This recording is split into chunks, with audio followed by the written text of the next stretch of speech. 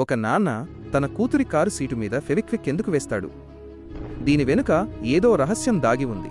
నిజానికి ఈ సైనికుడు తన కూతురిని కౌగిలించుకునే నెపంతో సీటుపై ఫెవిక్విక్ వేస్తాడు. అప్పుడు కూతురు నవ్వుతూ, నాన్న, నేను మార్కెట్కి వెళ్తున్నాను, అత్తవారింటికి కాదు అని అంటుంది. సైనికుడు నవ్వుతూ, నాకు నీ గురించి చాలా ఆందోళనగా ఉంది అమ్మా అని అంటాడు. ఆ తరువాత కూతురు వీడ్కోలు చెప్పి వెళ్ళిపోతుంది. అప్పుడు సైనికుడు, ఈమె రోజు ఒంటి నిండా పర్ఫ్యూమ్ ఎందుకు వేసుకుంటుంది? నా కూతురిని ఎవరో మోసం చేస్తున్నాడు. కాని ఈరోజు ఆ సీటు మీద ఎవరు కూర్చుంటే వారి పిరుదులు అతుక్కుపోతాయి. అప్పుడు నేను ఆ వాడిని పట్టుకుంటాను అని అనుకుంటాడు.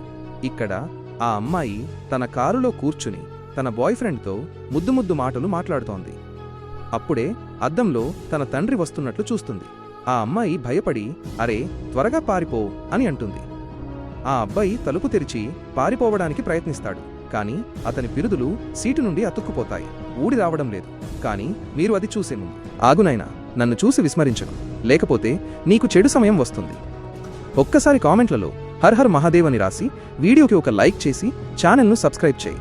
నీ ప్రతి కోరిక నెరవేరుతుంది. అప్పుడే సైనికుడు తలుపు తెరిచి వారిద్దరినీ రెడ్ హ్యాండెడ్గా పట్టుకుంటాడు.